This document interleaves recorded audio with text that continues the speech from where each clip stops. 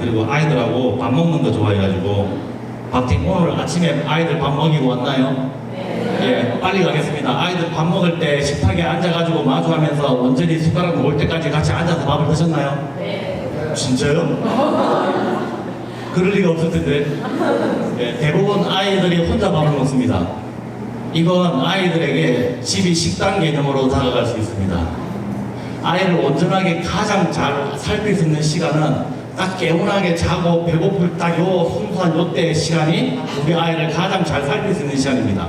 그래서 남편을 챙기고 아내를 챙길 때 여보 미안한데 나 아이랑 밥 먹는데 라고 하면 알아서 해야 됩니다. 왜? 이게 더 중요하기 때문에. 그래서 아이랑 마주보고 밥을 먹은 부모와 먹지 않은 부모의 차이가 있습니다. 학업 성취도도 높고 확실히 학교 폭력이나 안전에도 노출될 가능성이 적습니다. 그러니까 이것도 좀 참고하셔서 이런 밥을 먹일 거면 온전하게 아이랑 마주하고 밥을 먹었으면 좋겠습니다. 혹시 보셨습니까?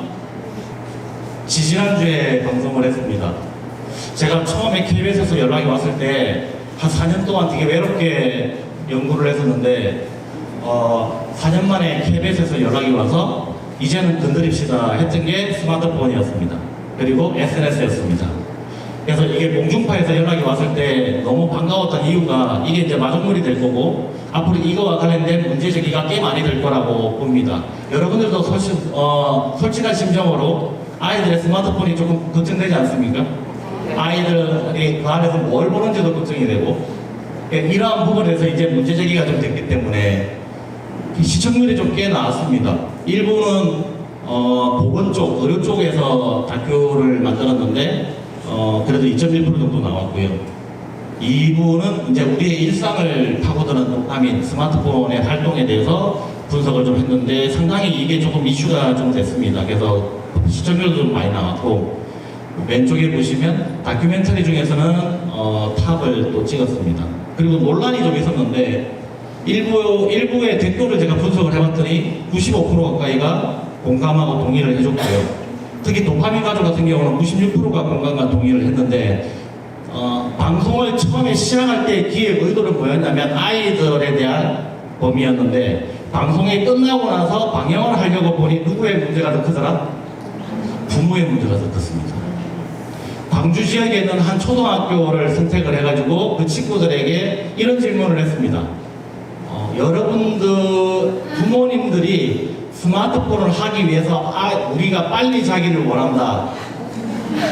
20명 아이 중에 19명이 손을 들었습니다.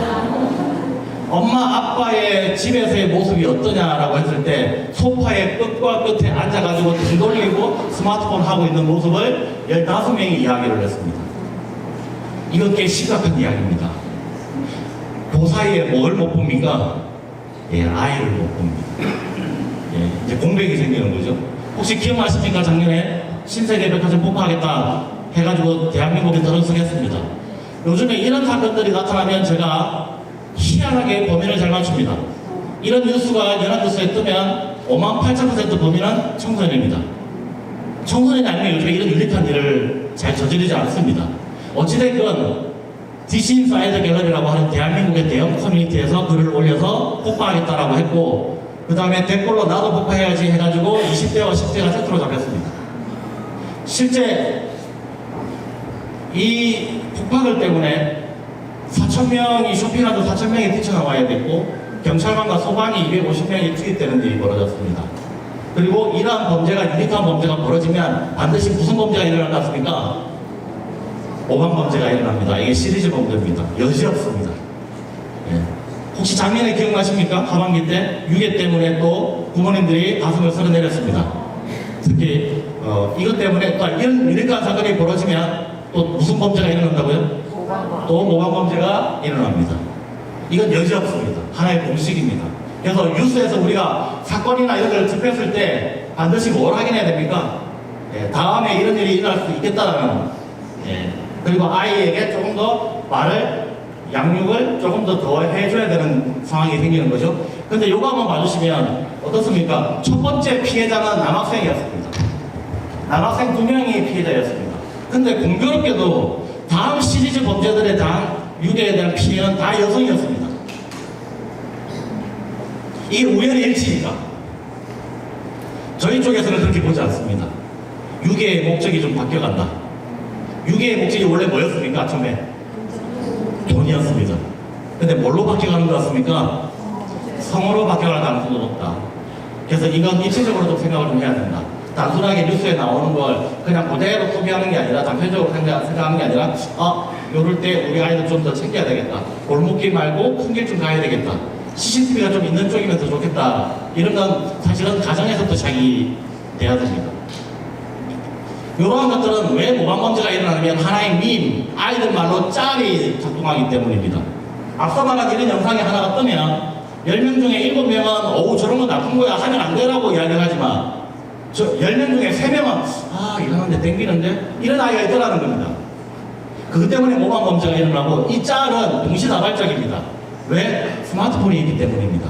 이런 영상이 하나 뜨면 한국에서만 뜨는 게 아니라 오사카에서도 뜨고 오클랜드에서도 뜨고 영국 런던에서도 동시에 뜹니다. 그러면 이 영상을 동시에 보는 아이들 입장에서는 어떻게 했습니까? 똑같은 영향을 받게 됩니다. 그래서 한국에서 일어나는 일이지만 어디에서 일어날 수 있다? 일본에서도 일어날 수 있고 영국 런던에서 일어날 수 있다는 겁니다.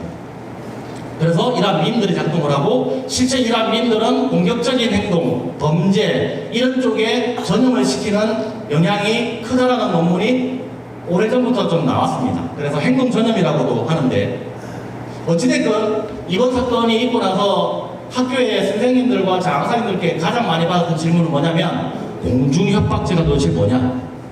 들어보셨습니까? 공중협박죄? 다시 말하면 조금 전에 허위 장난들을 해가지고 4,000명을 뛰쳐나가게 하고 250명에 되는 국가의 인력을 갖다가 소모시킨 이 일을 예전처럼 봐줄까요? 안 봐줄까요? 예, 이제는 안 봐줍니다. 왜? 피로도가 너무 크고 사회에 끼치는 영향이 너무 크기 때문입니다. 비용도 너무 많이 발생하고.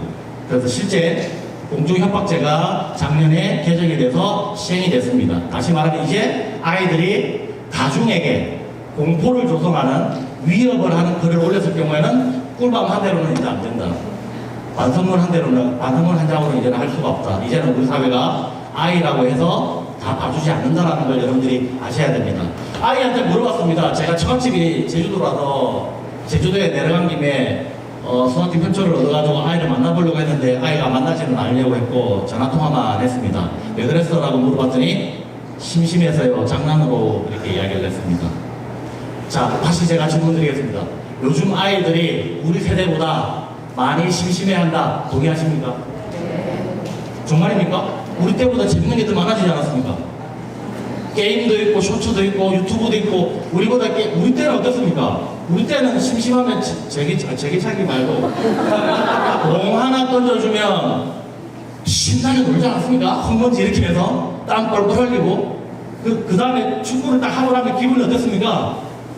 개운했습니다. 다시 다르게 말씀드리겠습니다. 행복했습니다. 다시 다르게 말씀드리겠습니다. 만족했습니다. 근데 지금 아이들은 우리 때보다 재밌는 거리가 더 많아졌는데 뭘 안 한다는 겁니까? 만족을 안 한다. 이게 지금 아이들의 인지 기능 안에서의 오류가 벌어지는 대표적인 사례입니다. 지금 아이들이 만족을 안 한다. 콘텐츠를 보면 뭐 보고 싶은 겁니까? 이거 보고 나면 잘 봤다가 아니라 더 다음 걸 찾습니다. 더 다음 걸 찾고. 요즘에 제가 아이들 보는 입장은 이렇게 보입니다. 제가 좀 극승마적 면이 좀 있습니다. 여러분들보다. 제가 보는 아이의 일상은 중독으로 둘러싸여 있습니다. 기본적으로 중독을 일으킬 수 있는 입니다. 안 일으킬 수도 있고요. 스마트폰이 주머니에 있는 이상 이게 기준점이 돼가지고 아이를 둘러싸고 있는 환경이 다 과거의 좀 중독으로 보입니다. 그래서 요즘에 보건 용어가 일상 용어가 됐고 사회 용어가 됐습니다. 도파민입니다. 요즘 아이들 키워드 앞에 꽤 많이 붙거든요. 콘텐츠 세대, 디지털 세대 뭐 이게 많이 붙는데 지금 다시 달라붙은 게 도파민 세대. 여러분 잘 아시겠지만 도파민은 우리 아이들의 발달하기에 꽤 중요한 역할을 합니다. 이게 무너지면 어떻게 됩니까? 중독, 우울증, 무기력증, 심지어는 정신질환으로 갑니다. 대표적으로 우리가 아이들을 볼 때 가장 많이 보는 장면이 뭡니까? 디프레션하고 무기력증입니다. 희한합니다. 재밌는 게 많아지고 액티브한 것들이 많은데도 불구하고 요즘 아이들 보고 있으면 되게 무기력해 보입니다. 이게 왜 그럴까? 여기서 시작해야 됩니다.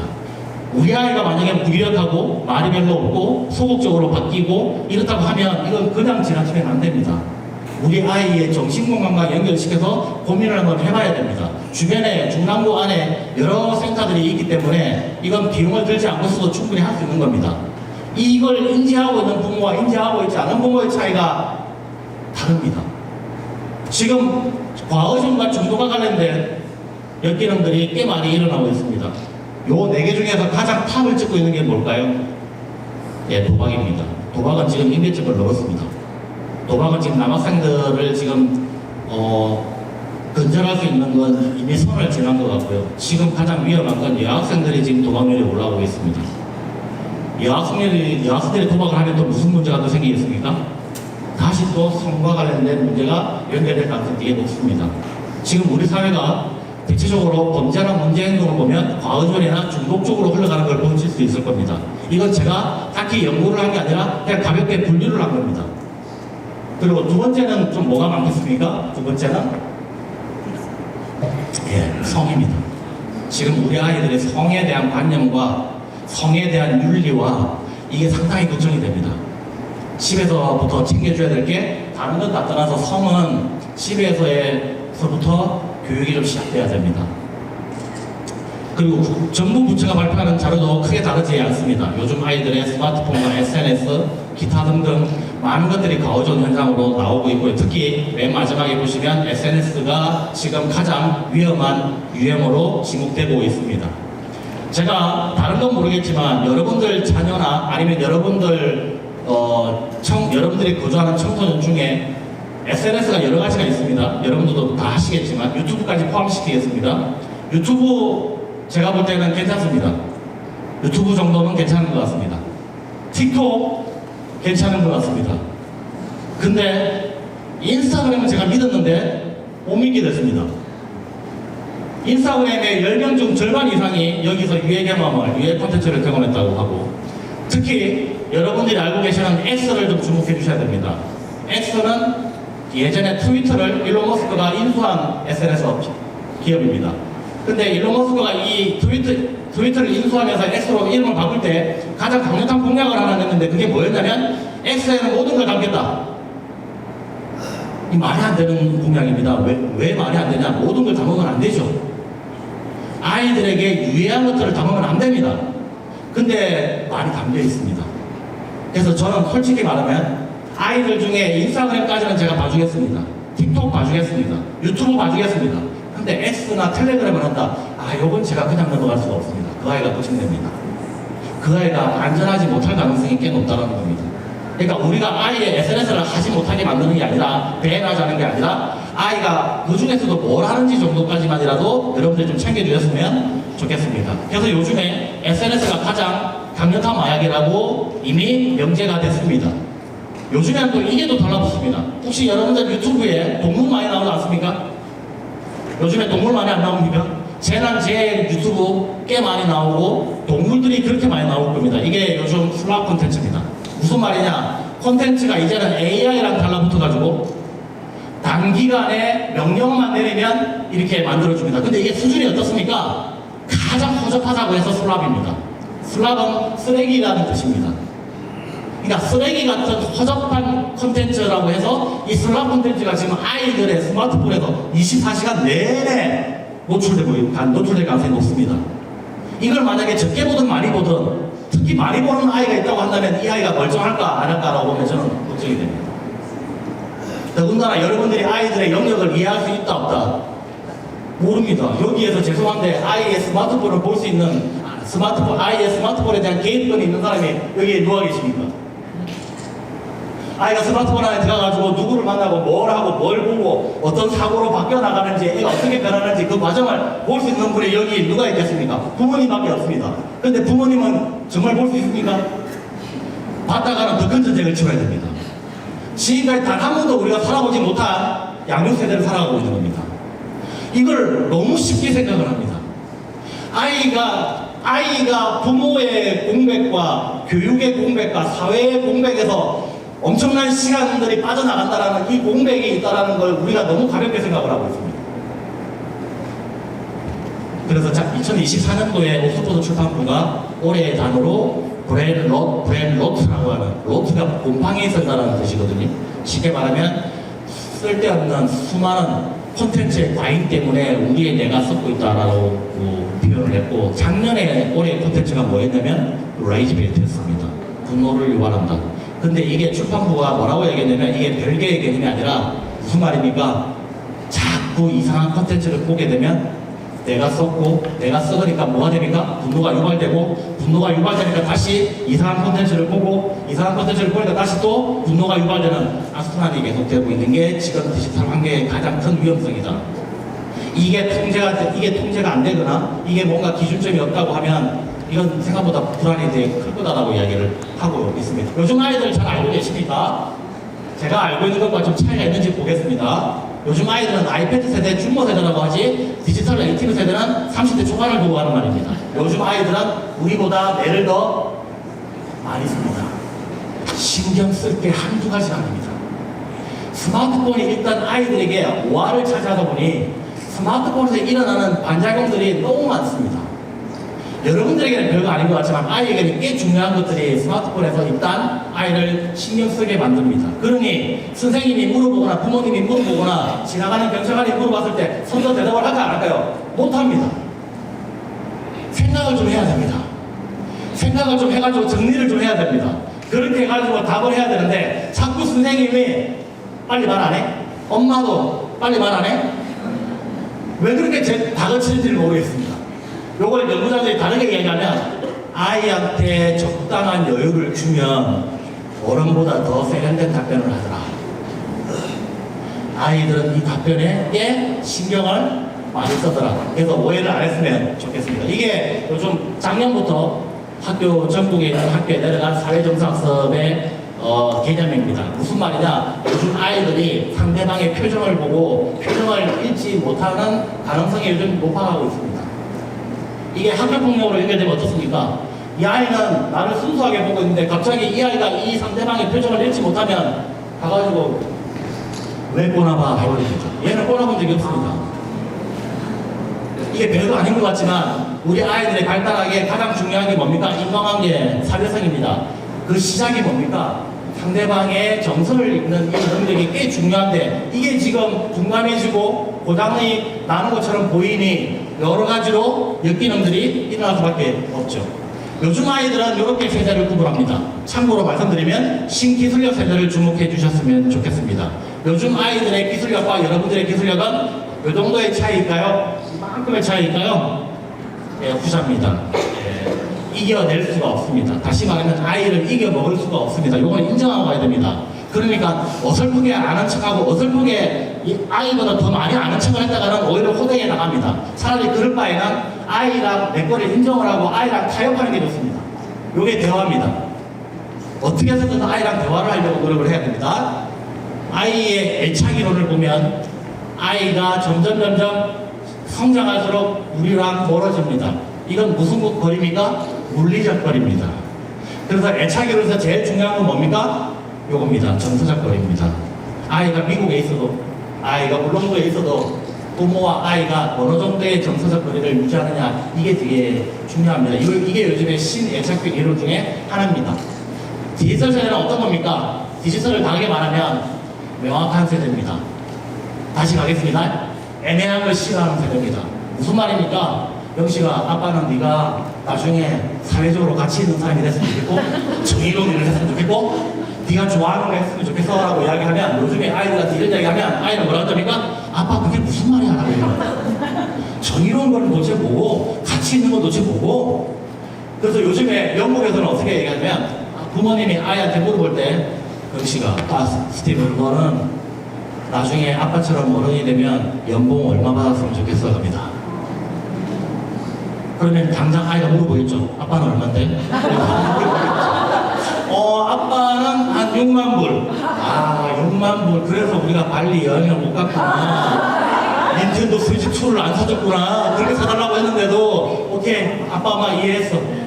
우리 집 가게 구도가 그렇다고? 오케이, 그럼 나는 하와이도 가야 될 것 같고 조금 더 벌어야 될 것 같아. 난 10만 불. 그러면 다음에 질문이 명확해집니다. 그러면 그 10만 불을 받으려면 무슨 직업을 해야 되는데, 그 다음 질문이 더 명확해집니다. 그 직업을 가지려면 공부는 어느 정도의 데이터가 나와야 되는데, 지금 아이들은 명확한 걸 좋아합니다. 여러분들이 애매하게 이야기를 하면 거의 아이가 못 알아들으니까 하나마나한 말을 했다고 생각하시면 됩니다. 여러분들은 일주일에 아이랑 온전하게 몇 시간 놀아줍니까? 숫자가 나와야 됩니다. 명확해야 됩니까? 자, 몇 시간 놀아줍니까? 일주일에.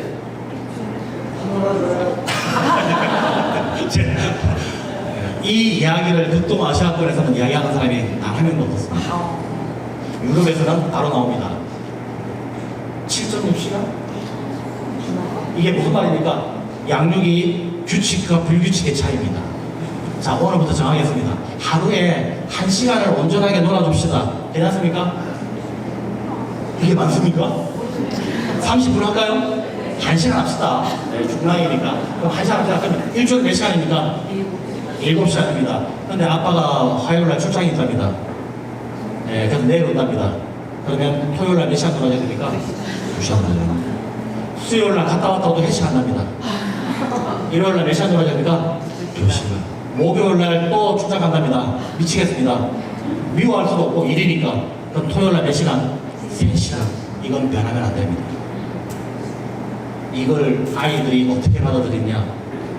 건강한 양육과 건강하지 않는 양육으로 갑니다. 무슨 말입니까? 기분 같은 양육과 규칙적인 양육으로 바뀝니다. 아빠가 기분 좋을 때는 놀아주고, 아빠가 기분이 안 좋을 때는 안 놀아주고, 특히 월말 되면 몸가돈 나간다고 엄마 아빠가 표정 별로 안 좋고, 한 20일 되고 10일 되면 엄마 표정 짱이고, 명확하게 데이터. 그래서 요즘에 어떤 양육이 필요합니까? 데이터 양육이라고 좀 얘기 많이 합니다. 규칙적이어야 됩니다. 기본으로 가면 안 된다. 그리고 소통도 어떻게 갑니까? 디지털스럽게 갑니다. 그래서 이렇게 보통 아이들이 이야기를 합니다. 아이들이 좋아하는 소통 방식입니다. 속도, 명확한 메시지, 평가보다는 반응, 홍해보다는 연결입니다. 그럼 이게 여러분들이 혹시 카톡 하실 때 설마 카톡 할 때 2줄 이상 하시는 분 없죠, 애한테?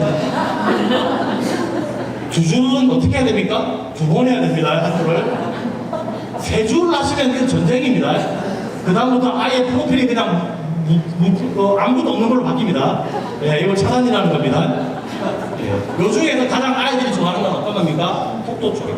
지금 아이들은 생각보다 속도에 민감합니다. 그래서 이 부분은 생각 좀 평가보다 많아. 잘해서 못해서는 아닙니다. 제가 아이들하고 소통할 때 가장 효과를 보는 것 중에 하나가 이겁니다. 제가 명시가 틀렸어. 맞아. 이게 저는 이야기를 하지 않고, 이제 제가 비행청소년을 만나면, 아니, 대장님, 아니, 고등학교 2학년이면 담배 피워도 되는 거 아닙니까? 안 돼! 라고 이야기가 났습니다. 아, 애매한데? 라고 얘기해요. 아, 애매한데? 담배를 핀다고 학생이? 야, 이거 애매한데? 아니, 친구가 뒷담화하면 제가 모르게 우욱하기다 주먹을 때릴 수 있는 거 아닙니까? 그럴 수 있지. 그럴 수 있는데, 참아야지. 그럴 수 있어. 근데 참아야지. 아니, 그러다가 또 친구 불러가지고 다구리 할 수 있는 거 아닙니까? 애매한데. 요게 생각보다 인기입니다. 요게 왜? 아이들은 자기를 평가했을 때 아이가 이제 눈치채셨죠? 아이가 뭘 싫었습니까? 자기가 낮게 평가받는 걸 엄청나게 싫어요. 이거 여러 가지 환경을 따져보시면 됩니다. 헬리콥터 마음부터 시작해가지고 최근에 학교의 분위기, 또 학부모의 분위기, 또 사회의 분위기 여러 가지를 따지면 아이는 어떻게 해야 됩니까? 엄마한테 완벽하게 다녀가야 됩니다. 이걸 부모님들이 정말 모르고 있습니다. 애가 이렇게 긴장되게 살면 안 됩니다, 여러분. 좀 편하게 해줘야 됩니다. 실수도 좀 하고, 실수할 수 있죠. 그럼 어떻게 됩니까? 엄마가 그래, 그럴 수 있지 라고 가야 됩니다. 야! 너 이리 와봐. 안 됩니다. 이게 여기에서 어떻게 양육이 나옵니까? 자, 오늘부터 애매한데. 애매합니다.